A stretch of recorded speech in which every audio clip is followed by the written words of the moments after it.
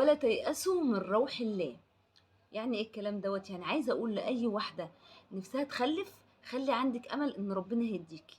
خلي عندك امل ودايما ادعي ان ربنا ان شاء الله هيديكي في يوم من الايام، حتى لو الدكاتره قالوا لك مستحيل. يعني لو واحده راحت كشفت هي وجوزها والدكتور قال لها مستحيل تخلفي، لا انا برضو خليني حاطه في دماغي يا رب انا عندي امل فيك يا رب ان في يوم من الايام هتديني، وافضل عندي امل في ربنا. ماشي. واحط كل امل ان ربنا هيديني، حتى لو ايه، لو الدكاتره قالوا مستحيل، ان قدره ربنا فوق كل شيء. طيب ما تيجي احكي لكم كده على قصة حقيقية، والله حقيقية، وحصلت مع واحدة اعرفها من سنين كتير. كنت شايفة قصتها قدام عيني، بس ساعتها ما كنتش فاهمة بقى الدعاء والثقة والحاجات دي. القصة دي بجد خلتني اعرف ان مفيش حاجة فعلا اسمها مستحيل في الدنيا، طول ما انا مع ربنا وطول ما انا بدعي ربنا وعندي امل، ربنا يديني اللي انا عايزاه. ايه بقى قصة الست ديت؟ الست دي اتجوزت وقعدت ايه ما تخلفش فترة. راحت لدكاترة بقى وتحاليل وحاجات وعملت كل حاجة، مفيش برضو خلفة. الدكاترة قالوا لها مش هتخلفي خلاص كده. فخلاص سستمت حياتها وعاشت هي وجوزها على اساس ان هما ما بيخلفوش وعايشين كده. قعدوا حوالي اكتر من 10 سنين ما بيخلفوش، وخلاص على كده، وخلاص برمجوا حياتهم على الكلام دوت وما بنخلفش خلاص وكل حاجة.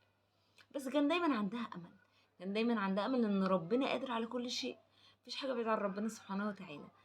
راحت جت في يوم من الايام بعد ما عدى السنين دي كلها، مع هي بقى عندها امل مع الدعاء مع كده، فجت في يوم من الايام تعبت. لما تعبت راحت للدكتور. الدكتور قال لها ايه؟ قال لها انت حامل. ما بقتش مصدقه نفسها، وعيلتها كلها وجوزها كله بقوا فرحانين جدا ومش مصدقين نفسهم ان بعد السنين دي كلها داخله في 15 سنه ان فجاه كده تبقى حامل.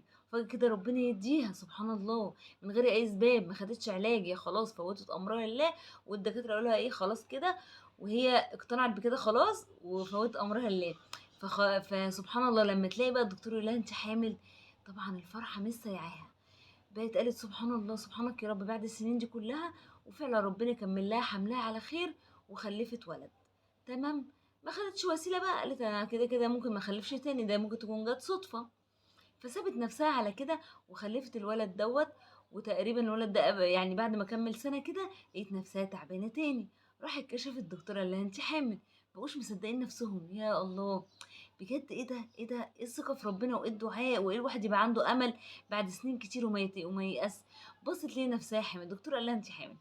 طبعا فرحوا، والمهم ربنا كمل حملها على خير وولدت الولد التاني. ربنا اداها اتنين. يعني بدل هي كانت نفسها في عيل، كانت نفسها في بنت، كانت نفسها في اي حاجه.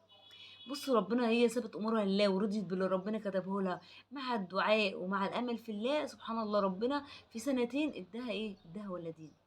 وبقى هما كل حياتها. طبعا بقت حياتها اتغيرت 180 درجة. طبعا انتوا عارفين الفرحة بقى والعيشة والحياة ولادها دول دلوقتي شباب متجوزين وهي دلوقتي تيتا، ويعني سبحان الله. يعني عايزة اوصلك ايه؟ اوصلك ان دايما خلي عندك امل في ربنا. اوعي تفقدي الامل ولا الشغف. انا خلاص زهقت مش هدعي، انا بدعي بقالي سنين وما بيحصلش، انا زهقانه من الحياه ومن اللي فيها. لا عيشي حياتك طبيعيه وعادي وانبسطي وكل حاجه تمام. وربنا سبحانه وتعالى قادر على كل شيء، طول ما انا عندي امل في ربنا، ربنا هيديني اللي انا عايزاه. فخلي عندك امل